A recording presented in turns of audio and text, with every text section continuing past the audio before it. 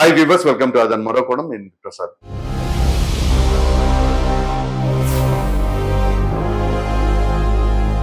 ముందుగా మన ఆదాన్ ఛానల్ తరఫున ముస్లిం సోదరీమణులందరికీ కూడా బక్రీద్ పండుగ శుభాకాంక్షలు. ఇక విషయంలోకి వచ్చేసరికి ఈ వాలంటీర్ల భవిష్యత్తు ఏంటి? కొత్త వాలంటీర్లు ఏమైనా వస్తారా? విషయం ఏంటి అంటే, వాలంటీర్ వ్యవస్థని జగన్మోహన్ రెడ్డి గారు అంటే ఆయన అధికారంలోకి రాగానే తీసుకొచ్చారు కదా. సో 5,000 రూపాయల వేతనం. ఈ క్రమంలో వారు ఏదో తాత్కాలికంగా తీసుకోవాల్సిన ఉద్యోగాన్ని కూడా దాదాపుగా 90% మంది ఎవరైతే రిక్రూట్ అయ్యారో వాళ్ళే కంటిన్యూ అవుతా ఉన్నారు. ఒక 10% మంది అటు ఇటు అయ్యారు అనుకోండి. సో మరి ఈ వాలంటీర్ వ్యవస్థ వాళ్ళు పే చేస్తున్నది కేవలం 5,000 రూపాయలు మాత్రమే. సో దాని తర్వాత జగన్మోహన్ రెడ్డి గారు కావచ్చు, వైసీపీ నాయకులు కావచ్చు, వాలంటీర్ వ్యవస్థను రద్దు చేస్తారు, కూటమి వస్తారని చెప్పేసి అన్న క్రమంలో దానికి సమాధానంగా కూటమిలోని నాయకులందరూ కూడా మేము వచ్చిన వాలంటీర్ వ్యవస్థను రద్దు చేయము అని చెప్పేసి అన్నారు. సో ఎంతవరకు కూడా బాగానే ఉంది. 5,000 రూపాయల వేతనాన్ని 10,000 చేస్తామని చెప్పేసి కూటమి నాయకులు చెప్పారు. ఇది కూడా బాగానే ఉంది. సో దాని తర్వాత అసలు వాలంటీర్ వ్యవస్థని దేనికి వాడుతున్నారు? ప్రభుత్వ పథకాలను ప్రజలకు తీసుకువెళ్ళడం కోసమేనా, లేకపోతే కూటమి నాయకులు ఏదైతే చెప్పారో డేటా చోరీ దానికోసం చేస్తున్నారా? ఇవన్నీ కాదు. ఏ కుటుంబంలోని ఎవరు ఏం చేస్తున్నారు వాళ్ళందరినీ అంటే వాళ్ళ డేటా అంతా సేకరించడం ఒకటి ఎత్తైతే, ఎన్నికల సమయంలో ఏదైనా సరే చేసుకోవడానికి మనకు ఒక వ్యవస్థ ఉంటుంది అని జగన్మోహన్ రెడ్డి గారు వ్యూహంలో భాగంగా రచించారు. సో ఇప్పుడు ఈ వాలంటీర్ వ్యవస్థలో మరి వారిని ఎన్నికల సమయంలో వాడుకోవాలని వైసీపీ భావించిందో ఏమో ఏంట్లే, వాళ్ళ ఆలోచన అదే కాబట్టి సో వారిని వాడదాం అనుకుంటే అప్పుడు తెలుగుదేశం పార్టీకి సంబంధించిన నాయకులు కావచ్చు, లేదా జనసేన పార్టీకి సంబంధించిన నాయకులు కావచ్చు ఎలక్షన్ కమిషన్ ఫిర్యాదు చేయడంతో ఎలక్షన్ కమిషన్ సీరియస్ గా స్పందించి వాలంటీర్లు ఎట్టి పరిస్థితుల్లో ఆ విధుల్లో పాల్గొనకూడదు అన్నప్పుడు సో వాళ్ళకి పెద్ద దెబ్బ, అంటే వైసీపీ వాళ్ళకి పెద్ద దెబ్బగా భావించి లేదని చెప్పేసి చివరికి వాలంటీర్లలో కొంతమందిని, అంటే వాలంటీర్లు అందరికీ ఒత్తిడి తెచ్చి ఉండొచ్చు, కొంతమంది లొంగారు, రాజీనామా చేయించారండి. ఇప్పుడు అదే పెద్ద తిప్పలు తెచ్చిపెట్టింది ఆ వాలంటీర్లకి. సో రాజీనామా ఎందుకు చేయించారు అని అంటే, రాజీనామా చేయిస్తే విధుల్లో ఇక విధులకు సంబంధం లేకుండా డైరెక్ట్ గా ఎన్నికల ప్రక్రియలో భాగంగా వాళ్ళు పార్టిసిపేట్ చేయొచ్చు.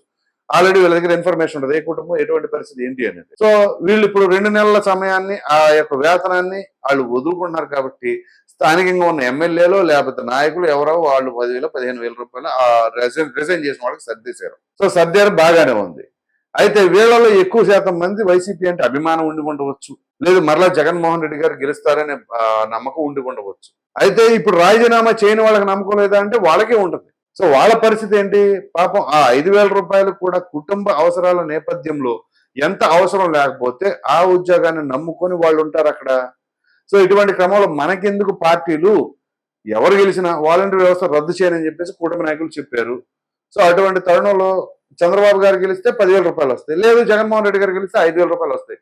మనకెందుకు ఈ రాజీనామాలు పంచాయతీలు అని చెప్పేసి అనుకుని ఉండవారు ఉండొచ్చు. అందులో జగన్మోహన్ రెడ్డి గారు అంటే అభిమానం ఉండవచ్చు, కానీ చంద్రబాబు నాయుడు గారు గెలవాలనుకు వచ్చింది కానీ 10,000 రూపాయలు అన్నారు కాబట్టి సో వాళ్ళ కుటుంబ అవసరాలు ఆ విధంగా ఉండవచ్చు.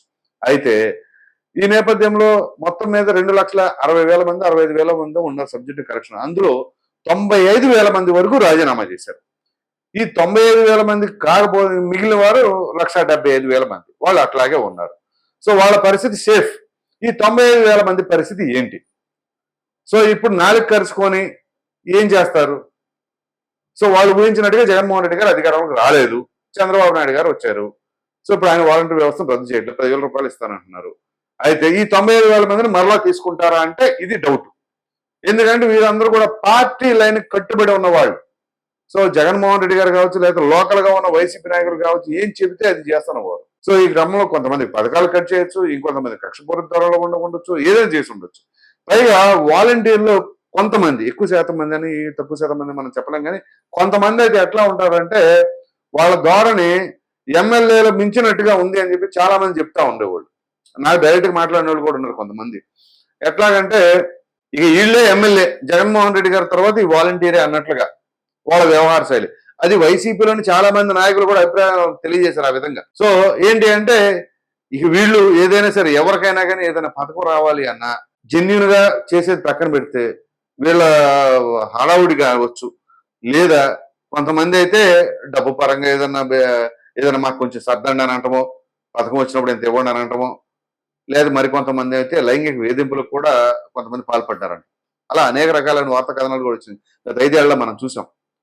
సో ఇప్పుడు వీళ్ళు ఏంటి, అసలు ముందుగా ఈ 95,000 మంది భవిష్యత్తు ఏంటి, వాళ్ళని తీసుకుంటారా తీసుకోరా?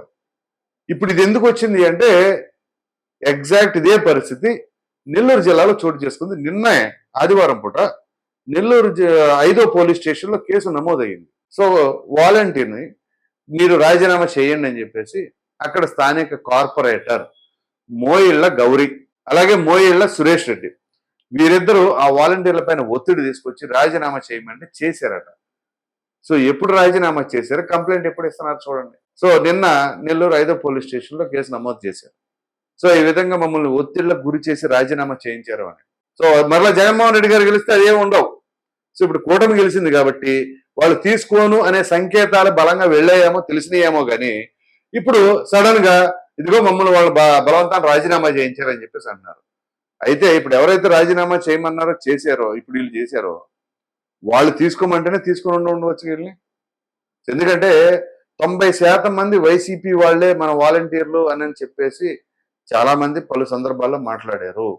ఉదాహరణకి విజయసాయిరెడ్డి గారు మాట్లాడారు, అంబటి రాంబాబు గారు మాట్లాడారు ఇదే వాలంటీర్ వ్యవస్థ పైన. మరి ఇటువంటి తరుణంలో ఎవరో స్థానికంగా ఉన్న నాయకులే తీసుకుంటారు కదా వీళ్ళని, వాళ్ళు చెబితేనే వీళ్ళు రాజీనామా చేస్తారు. మరి ఇప్పుడు తీసుకున్నప్పుడేమో బ్రహ్మాండంగా ఉంది, రాజీనామా చేయమనేసరికేమో ఇన్ని రోజులు జరిగిన తర్వాత కూడా అధికారంలోకి వచ్చింది. దానికి తగ్గట్టుగా వాళ్ళని అంటే రాజీనామా చేసిన వాళ్ళని తీసుకోము అని చెప్పేసి ఎప్పుడైతే వార్తలు వాళ్ళకి అందాయో అదిగో అని ఇప్పుడు హడావుడిగా స్టేషన్కి పరిగెత్తి కేసు నమోదు చేశారన్నమాట. అట్లా ఉంటది. అందితే జుట్టు అందకపోతే కాళ్ళు అంటారు చూసారా, అట్లాగే ఉంటాయి. పెద్దల సామెతలే ఊరికి బెటర్. సో ఇప్పుడు వాలంటీర్లుగా ఉన్నవాళ్ళు సో ఈ 10,000 రూపాయలకి అంటే వాళ్ళు ఏ కాడికి ఎంత కాడికి కూడా ఆ 10,000తోనే వాలంటీర్ వ్యవస్థ అందులోనే ఉందామని అనుకుంటున్నారా? లేదు, వాళ్ళకే ఒక టాలెంట్ ఉంటుంది, దానికి తగినట్టుగా మనము మన నైపుణ్యాభివృద్ధిని పెంచుకుందాము, మంచి భవిష్యత్తుతో ఉందాము అనే ఉద్దేశంలో ఉంటున్నారా? లేదా సో ఇప్పుడు తల్లిదండ్రులు లేదా ఇంట్లో పెద్దవారు అనారోగ్య కారణాల వల్ల ఊరు వదలలేని పరిస్థితుల్లో ఉన్న వాళ్ళకైతే తప్పులేదు. కానీ ఇదే మనకు ప్రపంచం అని చెప్పేసి ఆ 10,000 5,000 ఎంత వస్తే అంత మనం ఇక్కడే ఉందాం అని చెప్పేసి అంటే అవకాశాలు ఉండి బయటకు వెళ్ళి ఉద్యోగం చేసే అవకాశాలు ఉండి కూడా అది దాంతోనే సర్దుకుపోయి ఉంటే మాత్రం మీ భవిష్యత్తును మీరే నాశనం చేసుకున్నారు. దాంట్లో ఎటువంటి డౌట్ లేదు. సో ఇవన్నీ ప్రక్కన పెడితే ముందుగా చాలా మంది అయితే అంటే కొంతమంది గృహిణులు ఆ 5,000 వచ్చినా 10,000 వచ్చినా ఖచ్చితంగా అది మన ఇంట్లో అవసరాలు తీరుస్తుంది కాబట్టి అని చెప్పేసి వాళ్ళు ఎంత ఇబ్బందులు లేకపోతే అటువంటి ఉద్యోగాలు చేస్తారు. అటువంటి వాళ్ళు ఏం చేయాలి, ఈ రాజకీయాలకు దూరంగా ఉండాలి. సో ఎవరు గెలిస్తే మనకెందుకు, ప్రభుత్వం అక్కడ పార్టీగా చూడాల్సింది ప్రభుత్వం.